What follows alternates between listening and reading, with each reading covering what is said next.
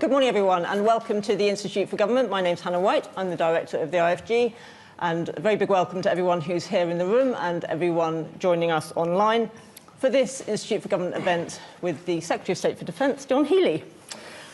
Well, I don't think there could have been a more opportune time for John to agree to come and speak to us this morning, with questions about the UK's approach to defence rocketing up the agenda with Donald Trump's return to the White House. We have conflict in the Middle East paused, at least for now, but war in Europe ongoing. So questions about how the UK equips itself to manage the risks it faces in the 21st century are amongst the most important in government.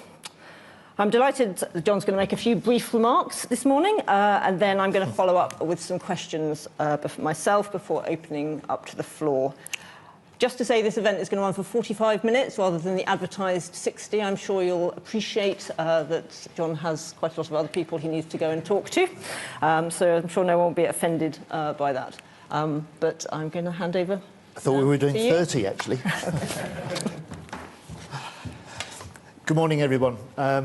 Thank you for being here. And let me begin particularly by thanking Hannah White and the Institute for Government for hosting us today. The Institute for Government, in my book, plays a really important role in Westminster. It helps hold ministers to account for what we say we're going to do as part of that bigger mission to secure in this country better government for Britain. And I must say, when I confirmed this event a few weeks ago, I wouldn't have expected such interest in MOD reform. And I'm really grateful for the level of this attendance and presence, both in the room and online. But I guess the pace of the geopolitical change to which you were referring, Hannah, and that we're seeing right now, confirms what I would argue is the need for change within defence too. And as I said on my first day as Secretary of State in the department, when I came through the doors, I'm a Defence Secretary that's more interested in getting results than photo opportunities and headlines, and I guess I'm delivering on that promise, making a speech on defence reform bang in the middle of parliamentary recess today. However, the headlines, the wider headlines, and the decisions that we make right now over the coming weeks will not only define the outcome of the conflict in Ukraine, but the security of our world for a generation to come. And the nature of government means dealing with these challenges. But in my view, the test of leadership, of political leadership, isn't just about managing the immediate, it's also about reforming for the future. We're in a new era of threat, and that demands a new era for defence. And in the middle of everything else last week, the new Defence Secretary, Pete Hegseth, from the US, and I made time to discuss the aims we share on defence reform. This government, our new Labour government, was elected on a mandate in one word: change. We govern on an instruction in one word: delivery.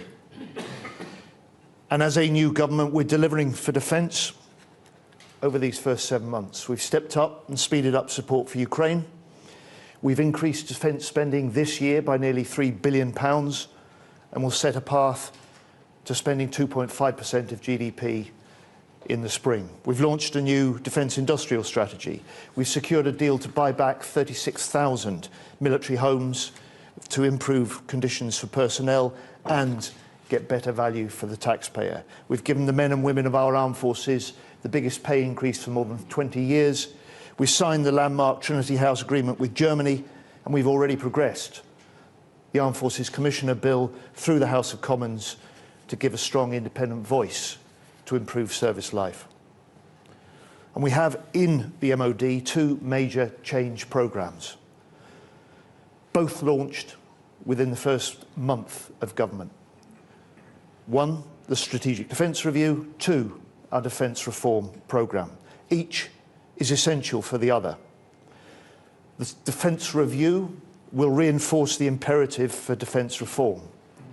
Defence reform is the foundation for being able to implement the Defence Review. and for discharging what is our first duty in government. Exactly a year ago, actually in February, I gave a little notice speech at the Policy Exchange on defence reform, in which I outlined, and I said then, the need to create a stronger defence centre capable of leading Britain in meeting the increasing threats we must face.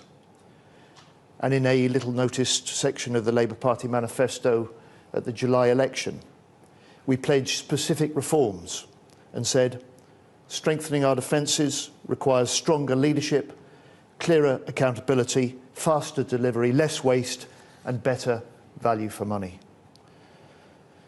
By the end of July, I'd put in place a new team, new leadership and weekly meetings with me to drive our defence reform programme.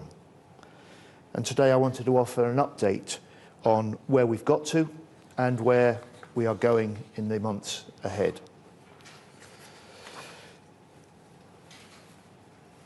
I have to say, one of the really special things about this job, the special things about this special job, are the deeply impressive men and women I meet every day.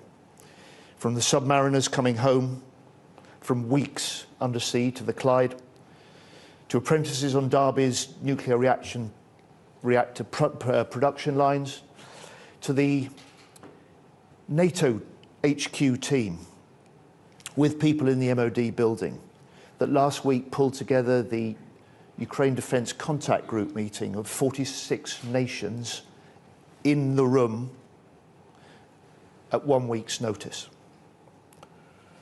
Extraordinary people doing extraordinary things within a system that very often doesn't work in the way that we need it to for an increasingly dangerous world. Work in the way that we need it to provide our armed forces with what they need to deter, to fight and to win. First, underpinning it all is the absence of clear, consistent accountability, central to the effectiveness in any organisation. Yet I've been having too many meetings when I ask, who's leading this? Who's responsible for getting this done? And no one is able to give me a single clear answer. Second, while everyone agrees that defence spending needs to increase, it's not just how much you spend, but it's how well you spend it.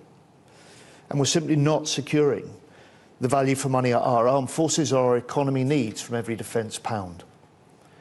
We duplicate even the most central tasks. For example, we have 11 separate finance functions, 2,500 people doing the same activity in different places in different ways. And third, defence is mired in process and procedure. We've added complexity where simplicity is needed. In procurement, we've got a situation where we employ 11 checkers for every one decision maker. So no wonder it takes on average 6 years for a large programme simply to get onto contract.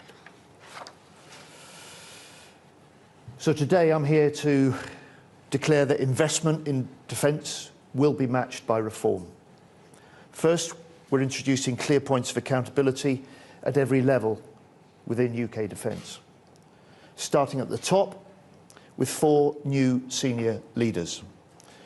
4 leaders who report to me as Defence Secretary and my ministerial team at the central point of accountability to the British people and to the British Parliament.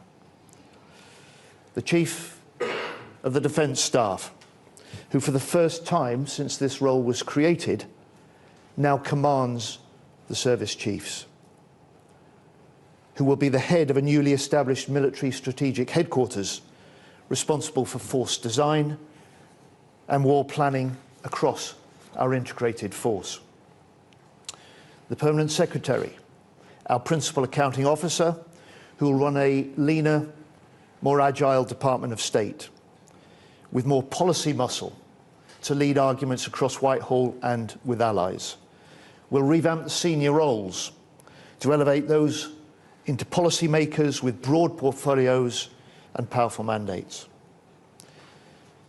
Third, our new armaments director, who will fix procurement and drive growth, and I'll come back to the detail of the National Armaments Director in a moment. And fourthly, our Chief of Defence Nuclear, who will continue to lead and deliver the national nuclear enterprise within the recently established ring fence and freedoms.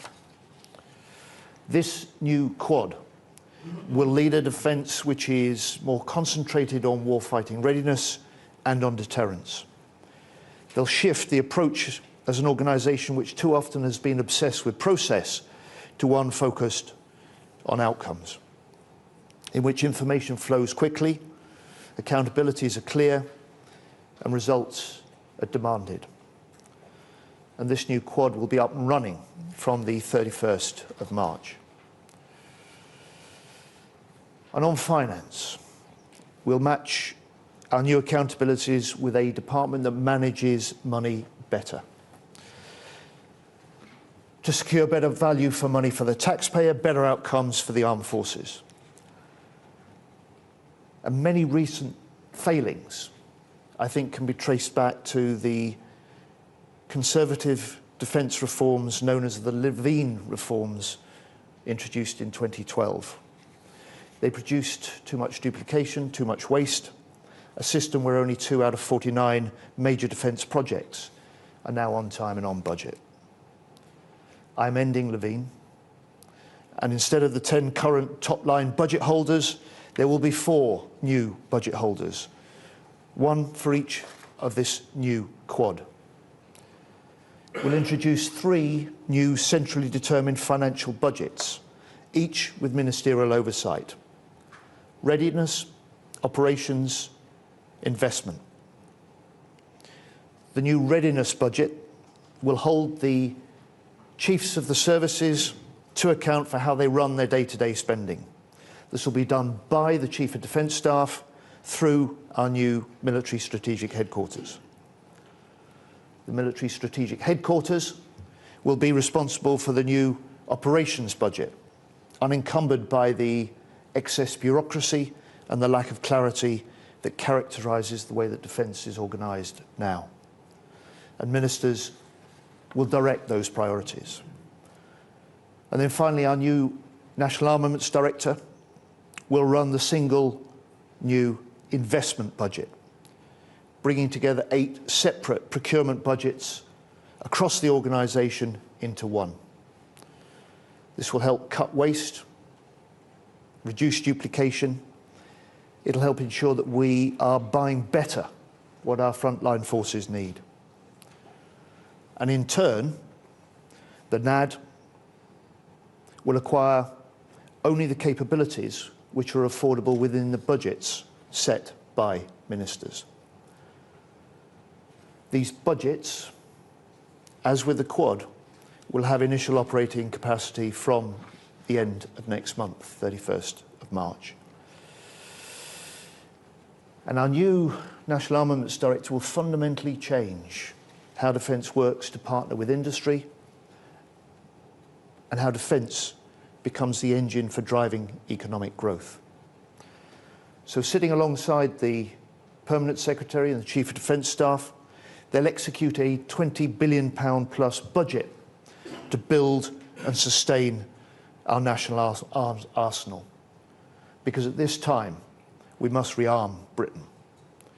And I see this as a new FTSE 100 company within the MOD, tasked, if you like, with getting the very best capabilities needed into the hands of our frontline forces, delivering on our defence industrial strategy to create more defence jobs, more defence apprenticeships in every region and nation across the UK, tasked with driving British exports up and up wider, tasked with assuming responsibility for the entire end-to-end acquisition system for the MOD.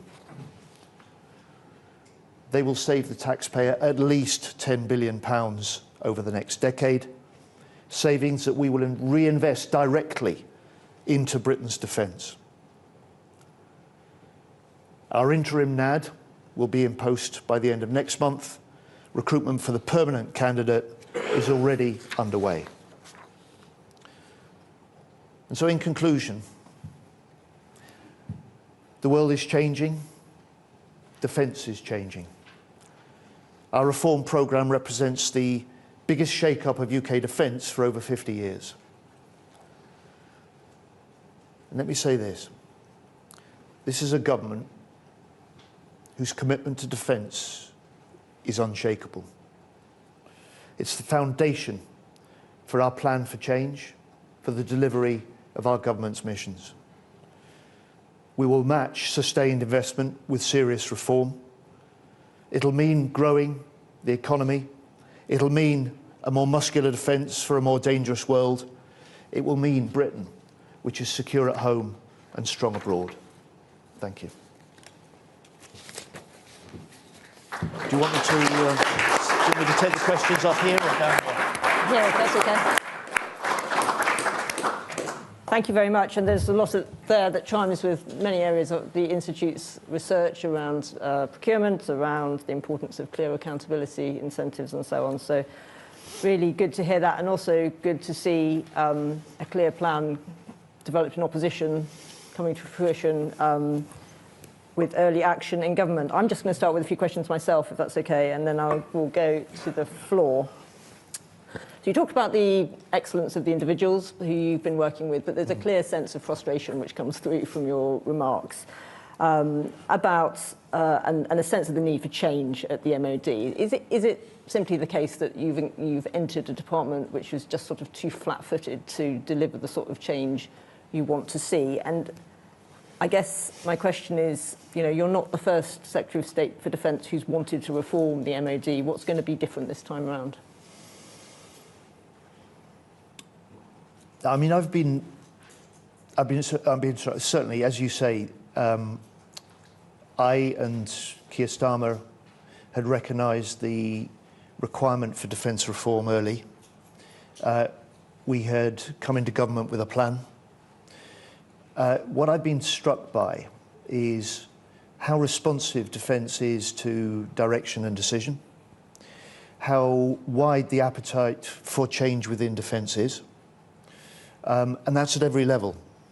So I come across many just really talented officials who want greater scope to be able to take the initiative, who want the ability to offer the advice and make the decisions. And it goes right across the board and right to the top. I mean, the Chief of the Defence Staff did a speech at RUSI just before Christmas. And he said how much reform was needed. In some ways, he showed his frustration. He said that defence was still too slow, still too hierarchical, too concerned, or not enough concern with prioritisation. So I've been impressed and encouraged by how receptive defence is, how ready defence is for this reform.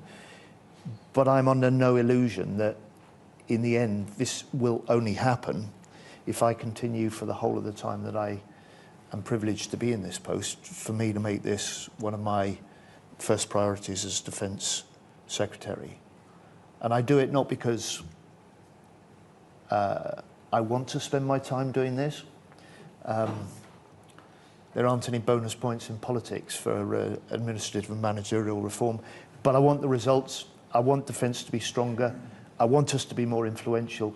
And I want the people who are dedicated, that I talked about, in their different ways right across defence, in and out of uniform, dedicated to defending our country and keeping people safe. I want them to be able to do the job that they've joined to do and they give their service to do. And that's my responsibility. The good news is that the IFG, you do get points for administrative and managerial reform. Thank you. Turning to the changes in roles and jobs that you talked about. You talked about the National Armaments Director effectively being someone who's running a FTSE 100 company. That clearly requires a certain skill set. Yep. I guess by implication, you think that the system has not grown people with that skill set that you need. So what sort of can you tell us what sort of person you're looking for? What is the skill set they need? And can the civil service attract those sorts of people in? First of all, I'll send you a copy of the recruitment pack with the job ad and the person spec, Hannah. The short answer is yes, we can attract that. We can never pay the top dollar salaries that mean we can compete. But what we offer is that sense of service to the nation. And now for me is the time, not just where this role is needed, now is the time where this role is possible. And I say that because the wide recognition of the increasing threats that we're facing means that I'm finding, and David, our permanent secretary, would say the same, that there is a level of willingness from investors, from industry, from people across the country to work with defence and want to play a part. So I think now's the moment where we can. And if you take a look at that span of authority, this is a singular job at a singular time that offers a singular opportunity to play a part in the future security and life of this nation. And that, I believe, will be sufficient to attract the sort of calibre of candidate we need to establish and then to fulfil this really demanding role. You've talked today about the change needed in defence, but you think there's also, would you like to see changes in the defence industry with which your new NAD will be interacting? 100%. So before Christmas, I launched a statement of intent which set out the broad direction and principles for the defence industrial strategy that we are developing. I launched that at Rothschild and said then that I expected to spend as much of the next year talking to investors as to industry, to small and medium-sized, especially defence and potentially civil tech firms as the big primes. And this is a feature, I think, not just of the changing threats, but the changing way that we respond to this. And if Ukraine is the experience that in Germany they described as the Zeitenwende, Ukraine has the lessons which tell us how we can do things differently in the future, as well as the imperative that tells us we must. One of your predecessor, Ben Wallace, said that the UK armed forces have been hollowed out and underfunded. Do you agree with that assessment, having been in the job for 6 months? I did then, when he admitted this to me in Parliament in January 23. And it is certainly the case when you've seen the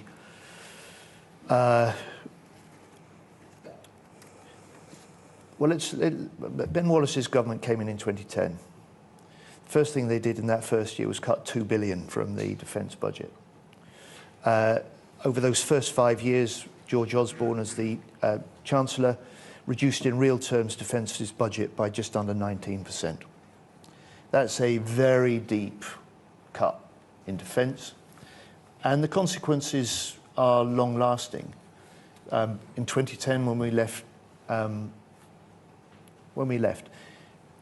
lost the election and we were ejected from government in 2010, we were spending as a country 2.5% of GDP. That's the level that the last 14 years have got nowhere near. We had the British Army with over 100,000 full-time troops. It's now even below the 73,000 target mark that the previous government set. So there is a combination of a long legacy of decisions like that with an extraordinary professionalism and a willingness and a capacity to fight now, fight tonight, fight as required, and to do whatever this nation requires of our armed forces.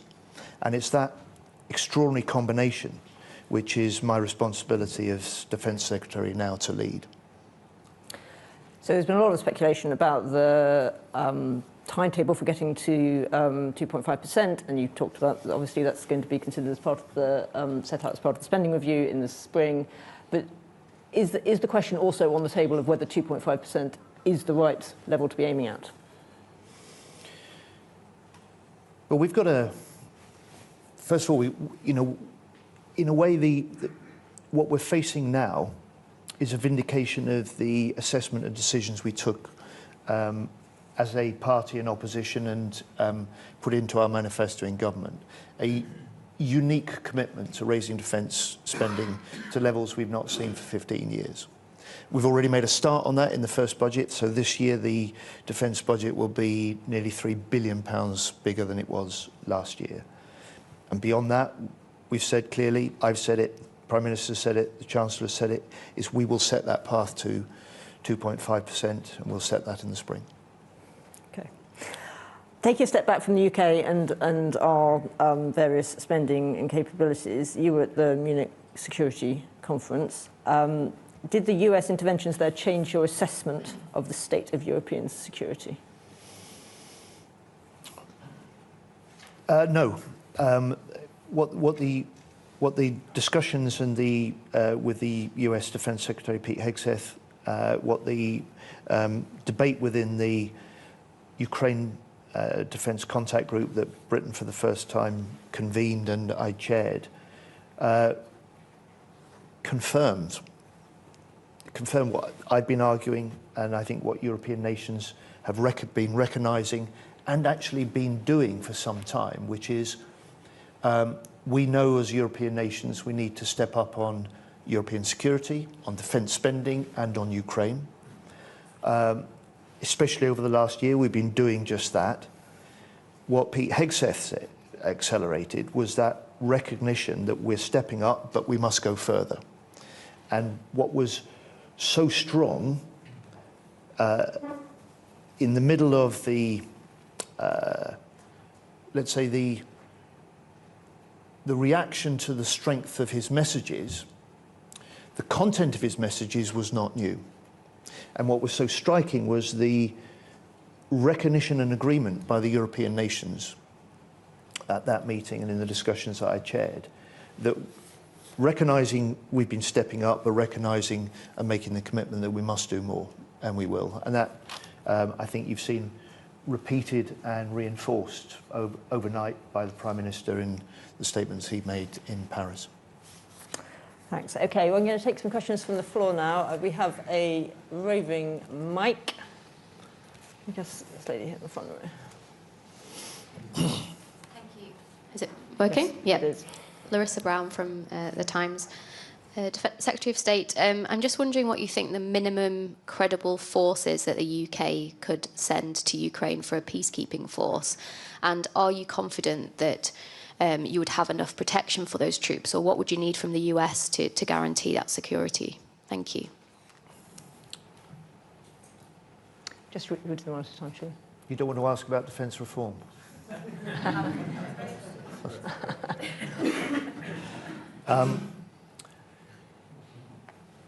We need a security guarantee for Ukraine, in Ukraine, that is capable of delivering what President Trump has pledged and says he wants, which is a durable peace.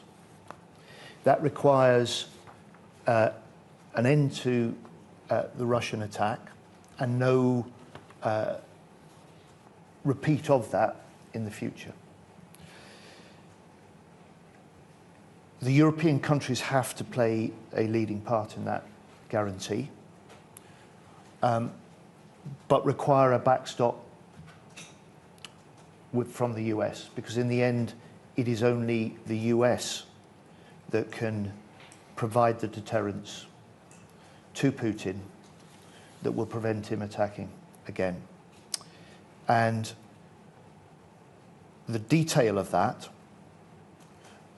is being developed. Keir Starmer will discuss that with President Trump when they meet shortly. But the one thing I'm not going to do is discuss details of the work that we're doing, the discussions we're having with allies and with the US, because the one thing I don't want to do is make Putin any wiser. Okay, down here at the front.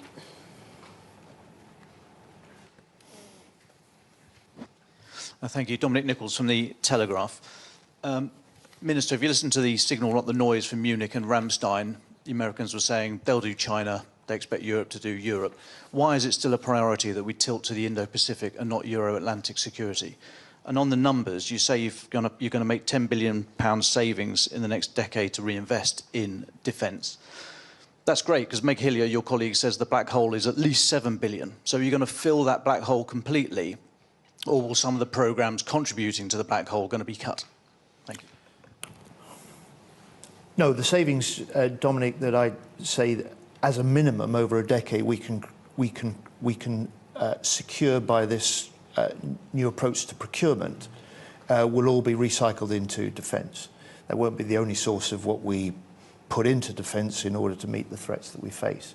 But it is absolutely, should be, and has not been in the past, a requirement of the way that we do our procurement. And on the Indo-Pacific, I've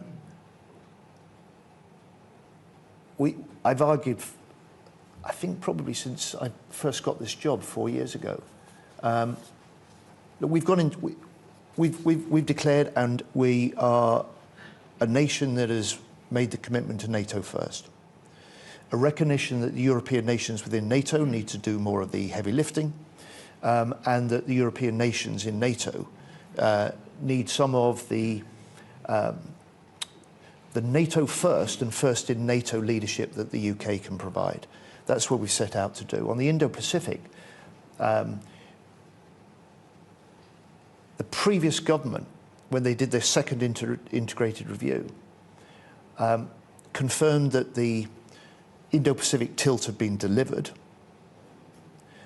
We have commitments and partnerships which are profound in the Indo-Pacific, from AUKUS to GCAP to other arrangements, and we can do a contribution to the balance of regional security in the Indo-Pacific in support in particular to the US and other allies in a wide variety of ways, from technology to industry to diplomacy and to sort of military training. We will provide a role, but fundamentally our first responsibility is in NATO, and that's where my focus is, that's where the Prime Minister's focus is, and that was at the heart of the terms of reference of our Strategic Defence Review. Malcolm. John, you talked about the MOD and the reform that you're going to lead in the Ministry of Defence, but quite a number of the phenomena that you've been talking about are government-wide. There are things which I'm sure your cabinet colleagues are also grappling with issues of cost escalation and delays and the need for reform. You've talked, of course, Peter Kyle has talked about the need for AI to transform government and so on. So can you say a little bit about how your reform package in the MOD fits with the wider reform which the government's pledged to across Whitehall? I suppose in its simplest terms, it reflects what the Chancellor is now saying, which is no investment without reform. But it's an imperative that I bring as Defence Secretary with a singular focus to defence.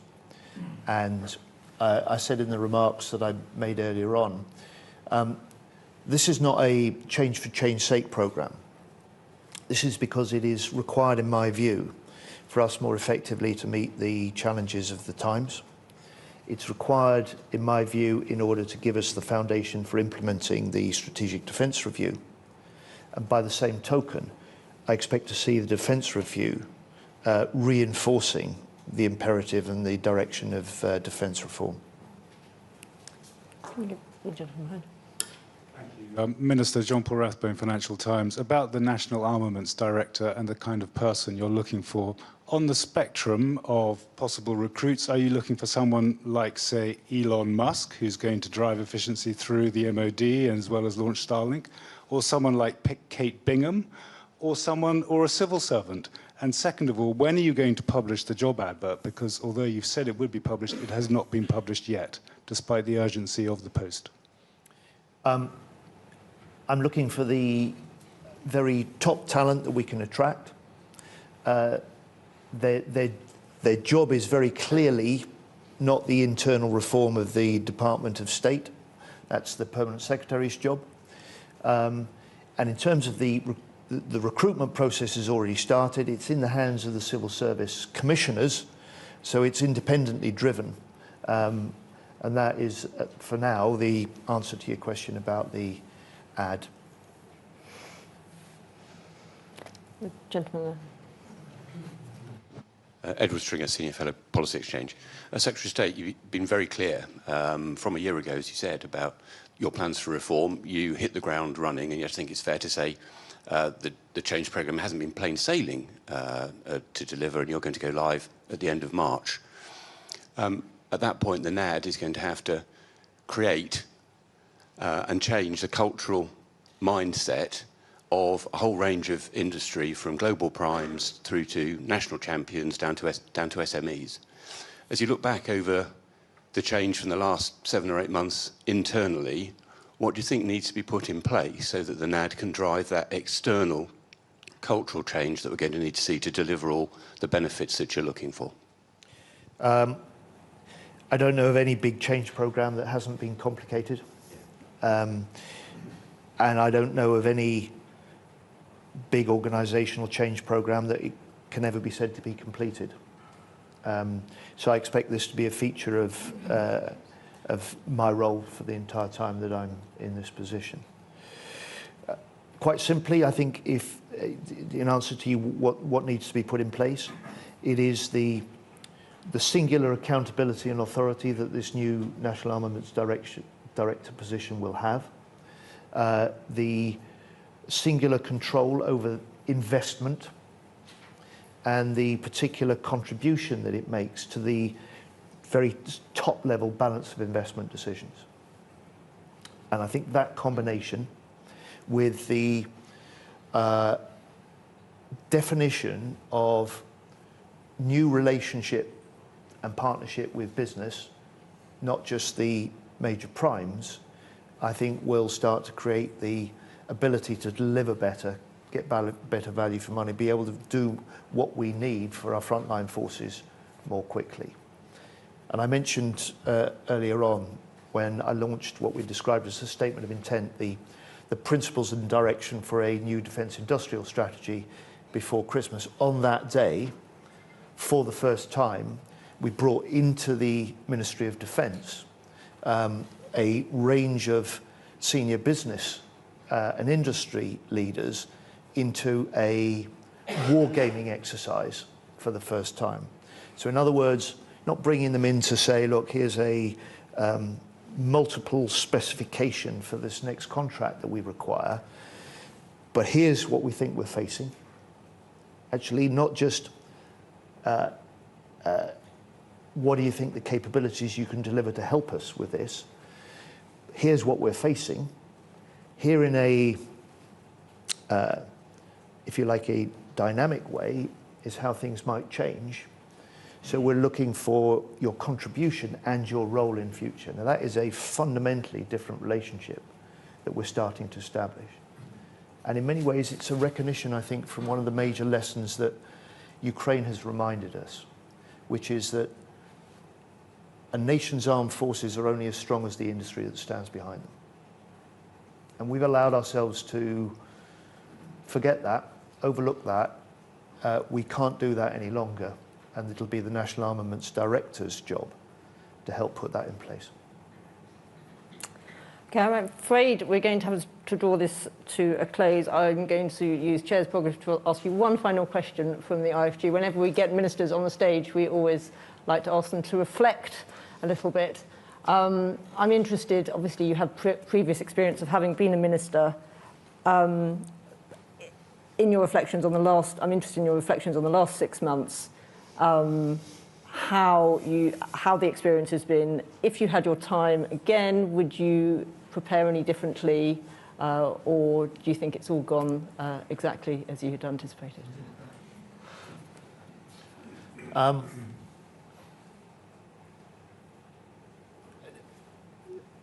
I wouldn't have prepared differently. I would have a good question. I wouldn't have prepared differently. I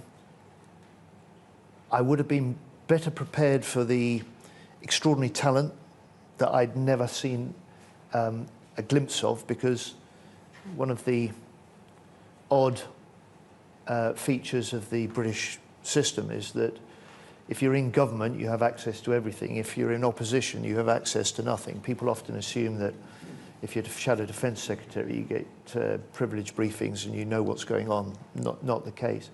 The